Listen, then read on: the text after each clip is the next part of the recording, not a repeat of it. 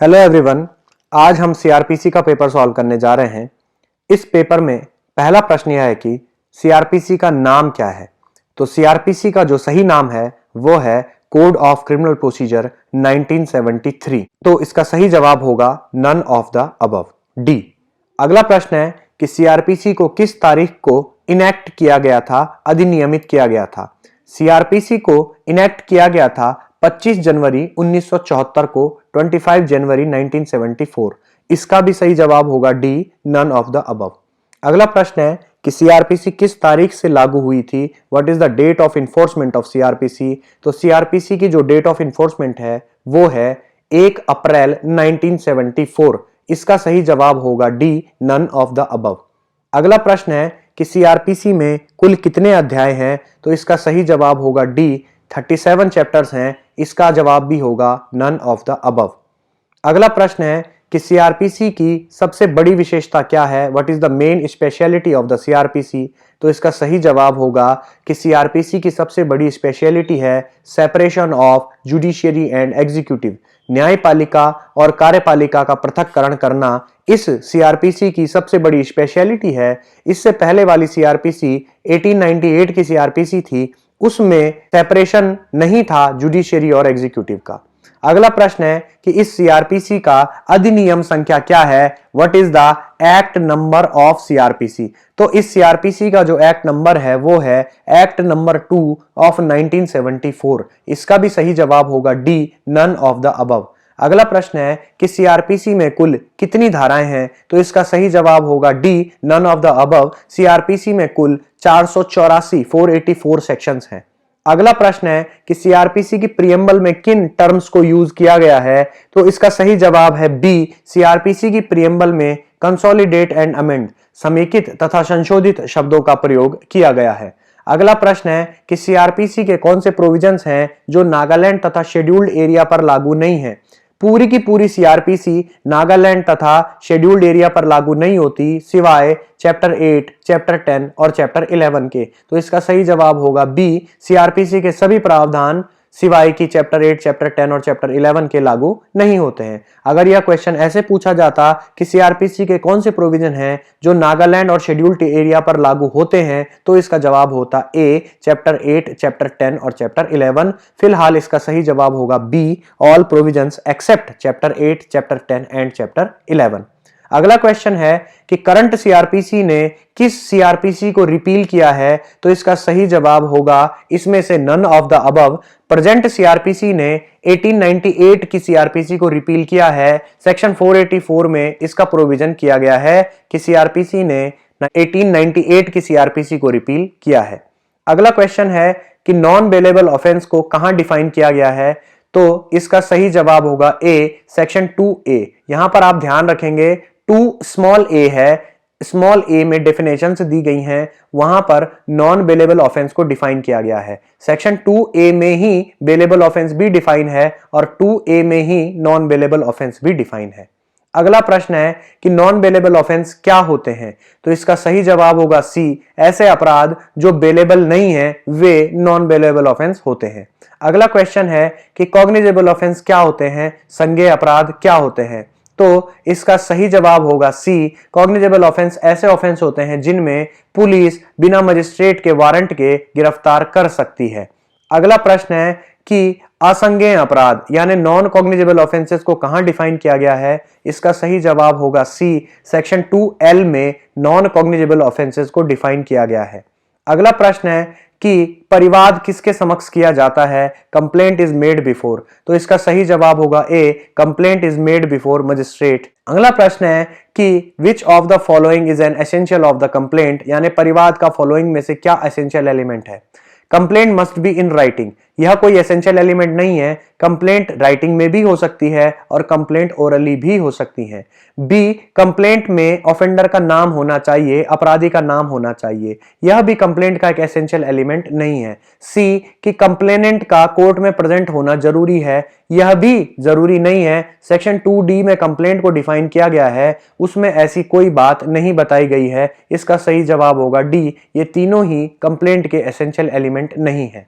अगला प्रश्न है कि सीआरपीसी में जांच, इंक्वायरी किसके द्वारा की जाती है। तो इसका सही जवाब होगा सी, या तो कोर्ट के द्वारा या मजिस्ट्रेट के द्वारा जांच की जाती है। अगला प्रश्न है कि निम्न में से कौन सा टर्म है जिसे सीआरपीसी में डिफाइन नहीं किया गया है? तो इसका सही जवाब होगा बी, ट्रायल। विचारण शब्द को सीआरपीसी में परिभाषित नहीं किया गया है। इंक्वायरी, इन्वेस्टिगेशन तथा जुडिशियल प्रोसीडिंग्स को सीआरपीसी में परिभाषित किया गया है। अगला प्रश्न है कि अन्वेषण, इन्वेस्टिगेशन सीआरपीसी में किसके द्वारा किया जाता है? सेक्शन 2H में इन्वेस्टिगेशन की परिभाषा दी गई है और वहां बताया गया है कि इन्वेस्टिगेशन या तो पुलिस के द्वारा किया जाता है या मजिस्ट्रेट द्वारा ऑथराइज पर्सन के द्वारा किया जाता है, मगर मजिस्ट्रेट के द्वारा नहीं किया जाता है। इस केस में इसका सही जवाब होगा ए, पुलिस ऑफिसर। अगला प्रश्न है कि इन्वेस्टिगेशन का पर्पस क्या है? What is the purpose of investigation? तो इसका सही जवाब होगा A, to collect evidence. Section 2H में इन्वेस्टिगेशन की परिभाषा दी गई है और वहां बताया गया है कि इन्वेस्टिगेशन का पर्पस होता है साक्ष्य एकत्र करना, एविडेंस कलेक्ट करना।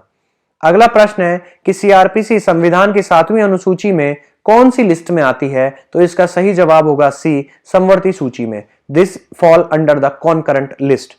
अगला क्वेश्चन है सीआरपीसी में प्रेस्क्राइब्ड का क्या अर्थ है? तो इसका सही जवाब होगा D, prescribed means prescribed by rules, नियमों द्वारा विहित।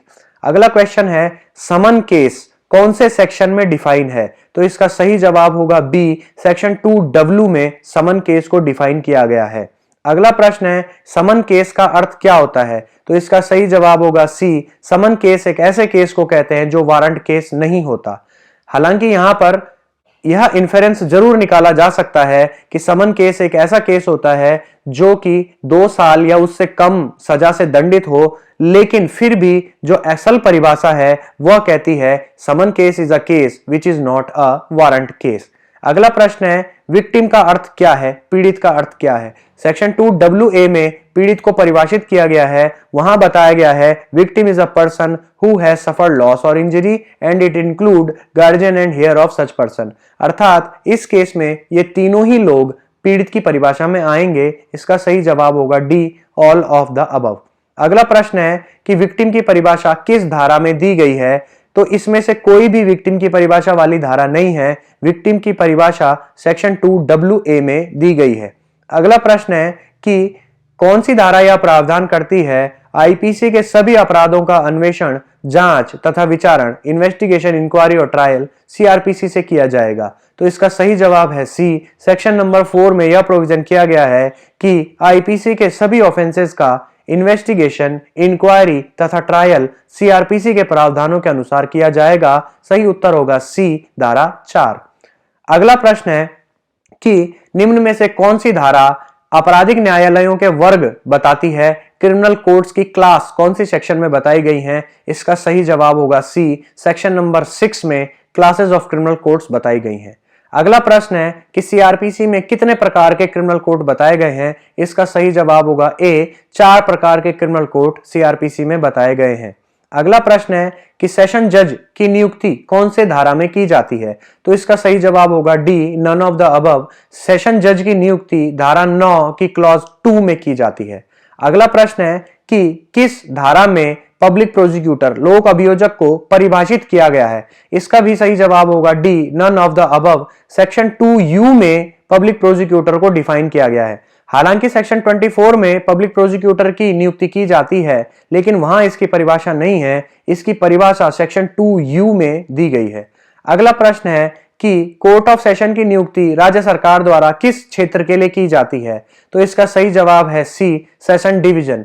धारा 7 में राज्य को सेशन डिवीजन में बांटा जाता है और सेक्शन 9 क्लॉज 1 में सेशन डिवीजन के लिए कोर्ट ऑफ सेशन एस्टेब्लिश की जाती है। सही जवाब होगा सी।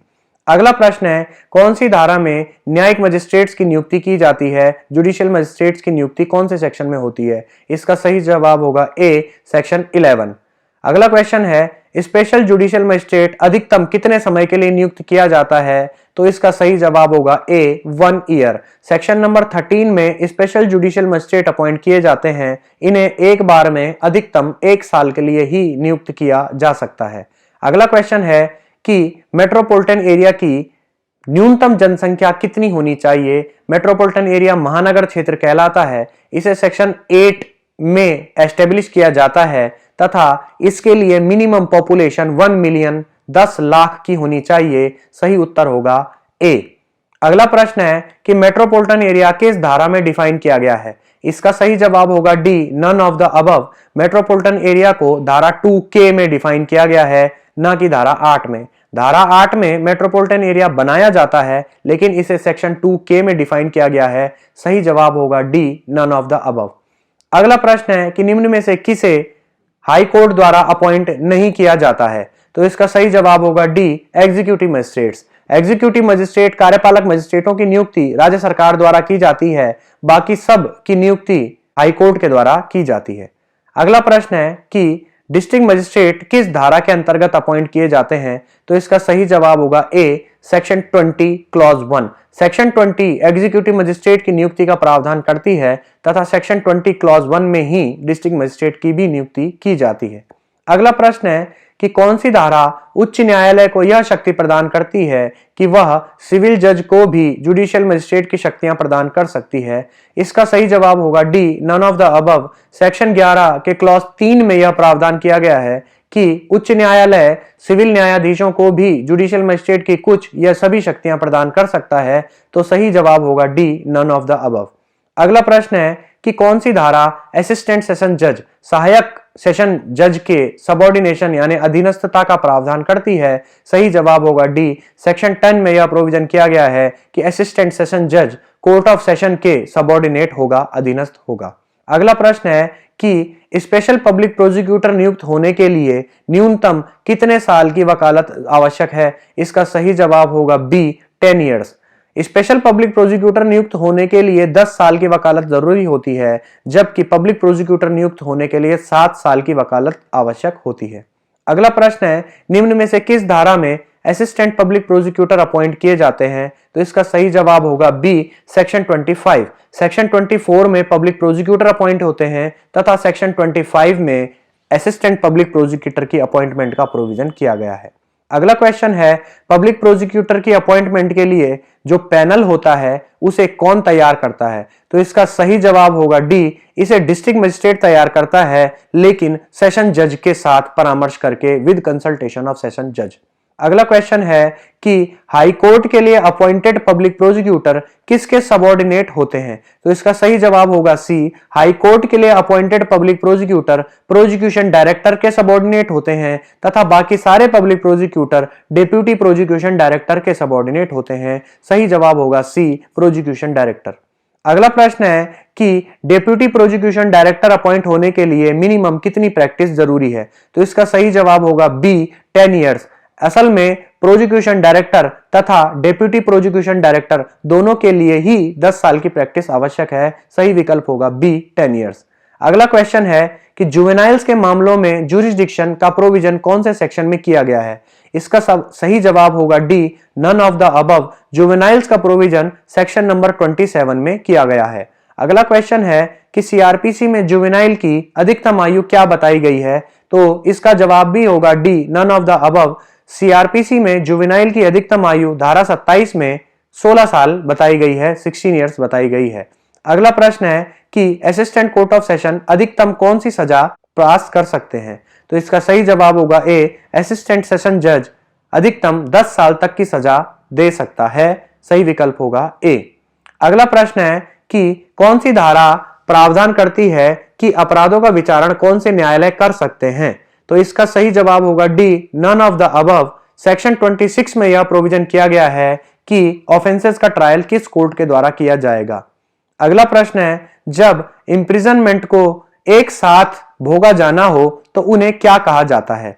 इंप्रिजनमेंट की सजा को दो तरह से भोगा जाता है, या तो वे सजाएं एक के बाद एक चलती हैं या सभी सजाएं एक साथ चलती हैं। जब सजाएं एक साथ चलती हैं तो उन्हें कॉन्करेंट यानी समवर्ती सजाएं कहते हैं और यही इसका सही जवाब होगा A, concurrent punishment when sentence of imprisonment has to be served all together.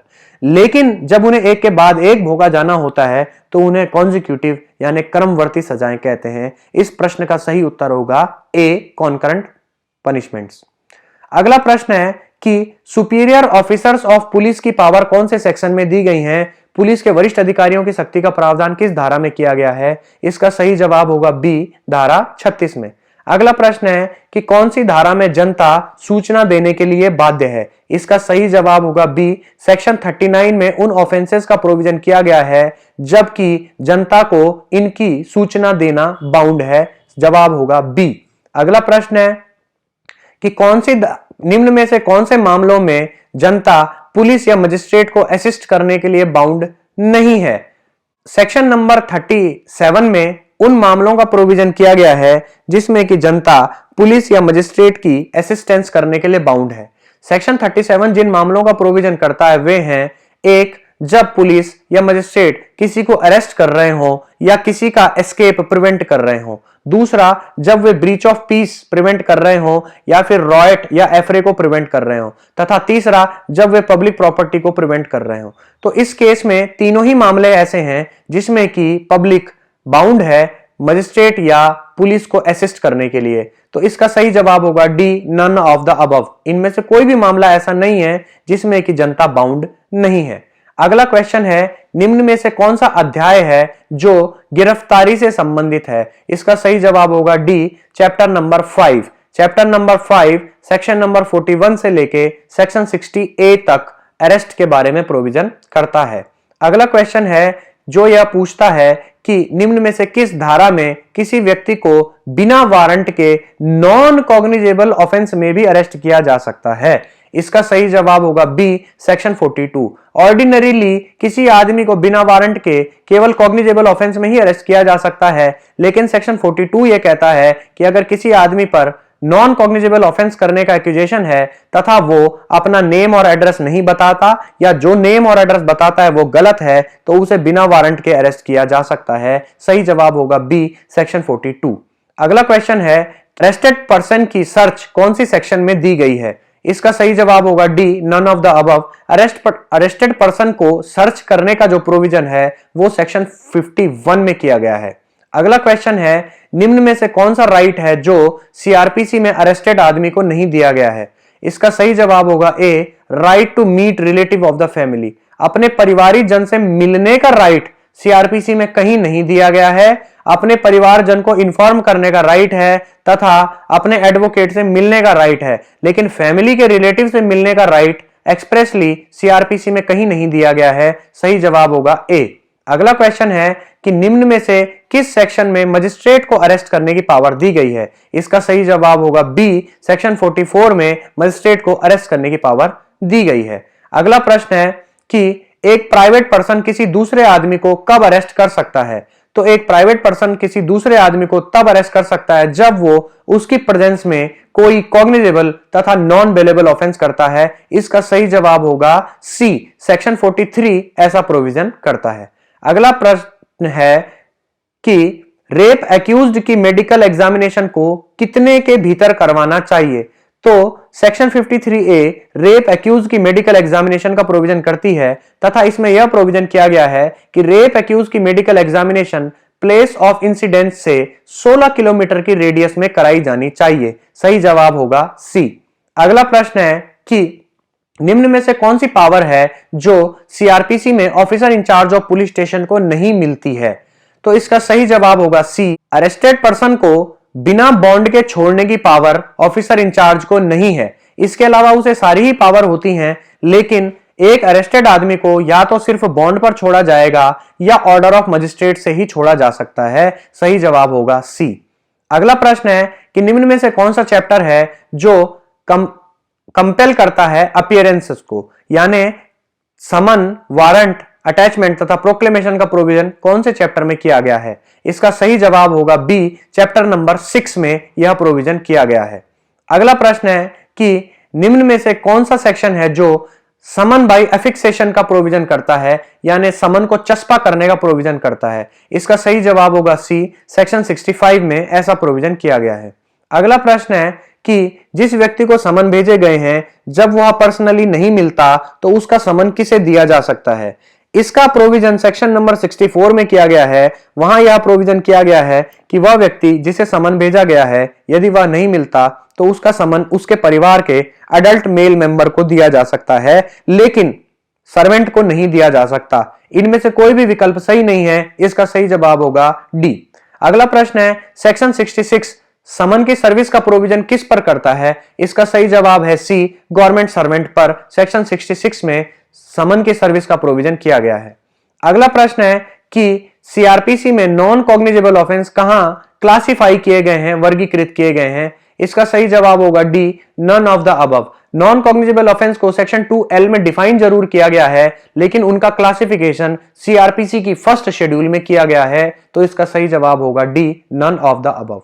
अगला प्रश्न है कि सीआरपीसी में समन बाय पोस्ट किसको भेजे जा सकते हैं? तो इसका सही जवाब है बी, टू विटनेस। सेक्शन 69 में समन बाय पोस्ट भेजने का प्रोविजन किया गया है, लेकिन केवल विटनेस को ही इस एक्ट में सेक्शन 69 में समन बाय पोस्ट भेजे जा सकते हैं।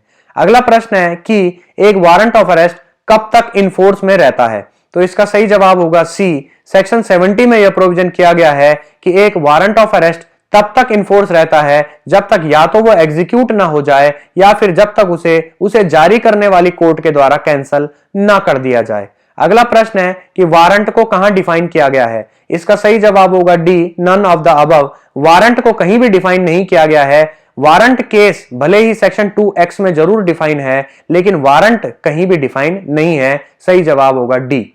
अगला क्वेश्चन है कि एक अरेस्ट वारंट को कहां एग्जीक्यूट किया जा सकता है? इसका सही जवाब होगा डी, सेक्शन 77 में यह प्रोविजन किया गया है कि एक अरेस्ट वारंट को भारत के अंदर किसी भी स्थान पर एग्जीक्यूट किया जा सकता है। अगला क्वेश्चन है कि निम्न में से कौन सी एक जरूरत नहीं है जब सीआरपीसी में वारंट एग्जीक्यूट किया जा रहा हो? तो इसका सही जवाब होगा बी, वारंट की कॉपी डिलीवर करने की जरूरत नहीं होती, वारंट का सब्सटेंस बताने की जरूरत होती है, तथा अगर मांगा जाए तो वारंट दिखा देने की जरूरत होती है, लेकिन वारंट की कॉपी देने की कोई जरूरत नहीं होती, सही जवाब होगा बी। अगला प्रश्न है कि आपको कुछ स्टेटमेंट दिए गए हैं और चुनना है कि कौन कौन से स्टेटमेंट सही नहीं है। तो इसमें से स्टेटमेंट नंबर 2 यह सही है कि एक प्रोक्लेमेशन इशू करने के लिए पहले उस आदमी के खिलाफ वारंट का जारी होना जरूरी है, किंतु बाकी कथन सही नहीं है। पहला कथन कहता है कि समन जब किसी आदमी के खिलाफ भेजा गया हो तभी उसके खिलाफ वारंट जारी किया जा सकता है, ऐसी कोई जरूरत नहीं होती। समन जारी किए बिना भी सीधा वारंट जारी किया जा सकता है। तीसरा कथन कहता है कि अटैचमेंट ऑफ प्रॉपर्टी करने के लिए हम प्रोक्लेमेशन किए बिना भी उसकी कुर्की कर सकते हैं, यह गलत है। अटैचमेंट करने से पहले उसके विरुद्ध प्रोक्लेमेशन करनी जरूरी होती है। चौथा कथन कहता है कि कार्यपालक मजिस्ट्रेट को वारंट जारी करने की कोई शक्ति नहीं है, यह भी गलत है। कार्यपालक मजिस्ट्रेट को वारंट जारी करने की वैसी ही शक्ति होती है जैसी कि एक न्यायिक मजिस्ट्रेट को होती है। तो इस हिसाब से देखेंगे आप तो इसका सही जवाब होगा C, option number 1, 3 and 4 are not correct, only option number 2 is correct. अगला क्वेश्चन है कि proclamation for absconding person is provided. Proclamation section number 82 में की जाती है, धारा 82 में फरार व्यक्ति के लिए उद्घोषणा का प्रावधान किया गया है। अगला प्रश्न है कि जब प्रोक्लेमेशन इशू होती है तो अपीयरेंस का टाइम मिनिमम क्या होगा? इसका सही जवाब है बी, अपीयरेंस का टाइम प्रोक्लेमेशन की पब्लिकेशन से 30 दिन से कम का नहीं होगा। अगला प्रश्न है कि यदि कुर्की कर दी गई है तो उसके बारे में दावे और आपत्तियां, क्लेम और ऑब्जेक्शन कितने समय के भीतर फाइल किए जाने चाहिए? इसका सही जवाब होगा सी, दावे और आपत्तियां अटैचमेंट की तारीख से 6 महीने के भीतर दाखिल किए जाने चाहिए। अगला प्रश्न है धारा 88 निम्न में से क्या प्रावधान करता है? इसका सही जवाब है डी, धारा 88 ऐसे व्यक्ति के लिए बॉन्ड एग्जीक्यूट करने का प्रोविजन करता है जो पहले से कोर्ट में प्रेजेंट है। अगला प्रश्न है कि निम्न में से कौन है जो पोस्टल अथॉरिटी के कब्जे की चीजों के लिए सर्च वारंट इशू कर सकता है? तो यूं तो इसका सही जवाब होना चाहिए था डीएम तथा सीजेएम। सेक्शन 93 में यह प्रोविजन किया गया है कि पोस्टल अथॉरिटी के लिए सर्च वारंट इशू करने की पावर केवल डीएम और सीजेएम को ही है, लेकिन मेट्रोपॉलिटन एरिया में सीजेएम को ही सीएमएम कहा जाता है, इसलिए उसे भी यह पावर अवेलेबल है। इसका सही जवाब होगा D, none of the above, अर्थात इनमें से कोई भी ऐसा नहीं है जिसे यह पावर अवेलेबल नहीं है। अगला क्वेश्चन है कि निम्न में से सीआरपीसी का कौन सा प्रावधान है जो हैबियस कॉर्पस की रिट के जैसा है? इसका सही जवाब होगा D, section 97। Wrongfully detained person को रिलीज करने की पावर देता है डीएम को, एसडीएम को तथा जुडिशियल मजिस्ट्रेट फर्स्ट क्लास को, इसलिए सेक्शन 97 हैबियस कॉर्पस बंदी प्रत्यक्षीकरण की रिट के जैसे प्रावधान करता है। अगला प्रश्न है, सेक्शन 95 में किसी प्रकाशन को जब्त घोषित करने की पावर किसके पास है? फोरफिट डिक्लेयर करने की पावर किसके पास है? इसका सही जवाब है ए, स्टेट गवर्नमेंट को सेक्शन 95 में ऐसी पावर अवेलेबल है। अगला प्रश्न है कि search in the presence of magistrate, magistrate की उपस्थिति में तलाशी का प्रावधान कौन सी धारा में किया गया है? इसका सही जवाब होगा सी, सेक्शन नंबर 103 में मजिस्ट्रेट की प्रेजेंस में सर्च का प्रोविजन किया गया है। अगला क्वेश्चन है कि किस चैप्टर में सिक्योरिटी फॉर कीपिंग पीस और गुड बिहेवियर का प्रोविजन किया गया है? Security for keeping peace and good behaviour section number 106 से लेके सेक्शन नंबर 124 तक दिए गए हैं तथा इन्हें चैप्टर नंबर 8 में प्रोविजन किया गया है, तो इसमें से कोई भी जवाब सही नहीं होगा। अगला प्रश्न है कि आपको मैच करवाना है लिस्ट 1 से लिस्ट 2 को। लिस्ट 1 में पहला विकल्प है security from convicted person. Security from convicted person जो ली जा सकती है वो ली जा सकती है 106 में।